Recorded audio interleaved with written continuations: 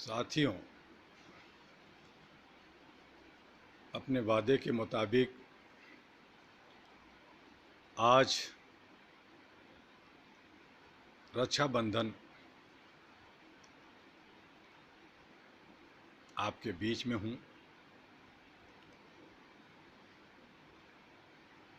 आज हम लोग रक्षाबंधन पे ही बात कर लें।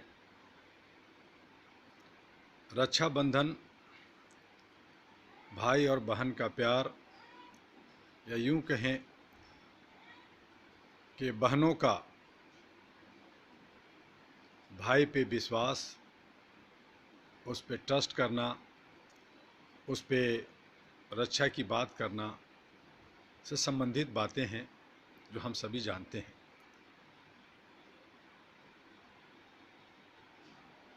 हिंदू मैथोलॉजी के वजह से अगर हमने सोचें, उसके नज़रियों से देखें तो 5 पांडवों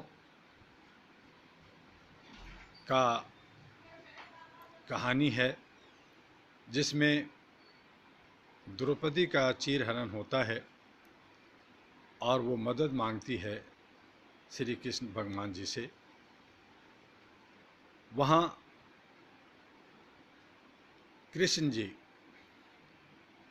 और द्रौपदी के बीच का जो संबंध, भाई बहनों का संबंध दर्शाया जाता है, और बहन अपने अस्मिता को बचाने के लिए अपने भाई भ्राता से मदद मांगती है और उन्हें मदद मिलता है। आप जानते हैं, और ये बड़ा ही सुंदर वाक्य है।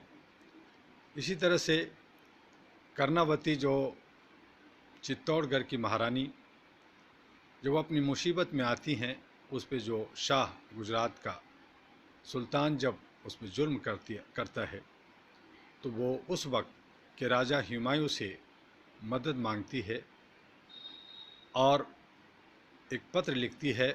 उसमें भ्राता शब्द का इस्तेमाल होता है और भेजा जाता है हुमायूं के पास, और हुमायूं कर्णावती को बहन मानते हुए उसे मदद के लिए तैयार होते हैं, आगे बढ़ते हैं। तो ये एक प्रोटेक्शन, एक रक्षा, एक लड़की की अस्मिता को बचाने के लिए तरह तरह से अलग अलग परिपाटियों से शुरू हुई। धीरे धीरे समय बीतता गया और ये त्यौहार के रूप ले लिया। कुछ समुदाय, कुछ तथाकथित लोगों ने इसे धर्म बना दिया, इसे पूजा पाठ का रूप दे दिया गया, जबकि मेरा मानना है कि यह रक्षाबंधन अंतर्राष्ट्रीय स्तर पर भाईचारे के लिए होना चाहिए। एक ऐसा रिश्ता जिसमें कोई जात, कोई पात, कोई ऊंच, कोई नीच न हो, हर कोई बराबर इक्वलिटी की तरफ बात करे। जिस तरह से वैलेंटाइन डे मनाते हैं, फ्रेंड्स डे मनाते हैं, हम नया साल मनाते हैं और पूरे विश्व में मनाया जाता है, तो इसी तरह से रक्षाबंधन, रक्षा का एक बंधन, एक भाई से कमिटमेंट लेना, ये होना चाहिए अंतर्राष्ट्रीय स्तर पर। इसे कोई धर्म का रूप नहीं देना चाहिए। और इसी तरह से जो आज हमारे पूरे विश्व में, वैश्वीकरण में जो रेप का केसेस हो रहे हैं, महिलाओं के साथ जो अत्याचार हो रहा है, दुराचार हो रहे हैं, बहुत सारे डोमेस्टिक वायलेंस हो रहे हैं, इन तमाम चीज़ों से छुटकारा के लिए एक बंधुत्व का, एक अंतर्राष्ट्रीय स्तर का एक त्यौहार चाहे कहें इसे, या हम इसे एक अच्छा सोच रखें, इससे आगे बढ़ाना चाहिए। लेकिन आज ऐसा नहीं हो रहा। हम सभी लोग व्यवसाय कर रहे हैं धर्म के नाम पे, जात के नाम पे, ऊंच नीच के नाम पे, गोरे और काले के नाम पे। ये नहीं सिखाता। इंसानियत, मानवता, ह्यूमैनिटी होनी चाहिए। और इसके लिए all India human rights association और अहरा नेशनल पार्टी पिछले 32 वर्षों से लगातार प्रयासरत है। लाखों लोग इसके साथ जुड़े। हमारी कोई बाउंड्री नहीं होता। हम लोग पूरे भारत के 36 राज्यों में और भारत से बाहर विभिन्न देशों में हम कहते हैं कि पूरी पृथ्वी हमारी है, ये पूरा ब्रह्मांड हमारा है। जितने भी जहाँ भी जीव जंतु हैं उनसे प्यार होना चाहिए, उससे रिश्ता होना चाहिए। और आज आपको बता दें कि आज ही का दिन पूर्णिमा है और इसमें बुद्धिस्टों का बहुत बड़ा एक महत्व है। वो लोग इसे बहुत सुंदरता से मनाते हैं और अमन और शांति का, बंधुत्व का एक उनका एक अलग नज़रिया है, सोच है। तो आज से कई हजार वर्षों पहले, ईसा पूर्व 600-700 ईसा पूर्व भी जो आज बंधुत्व का नारा दिया और बंधुत्व की तरह हम लोग बढ़े, उस तरह से हमें काम करना चाहिए।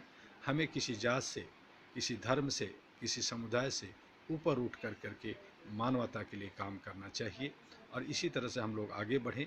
चाहे अभी आज ही ईद उल अजहा, बकरीद भी आज ख़त्म हो रहा। 3 दिन का कार्यक्रम होता है जिसमें कुर्बानी दी जाती है।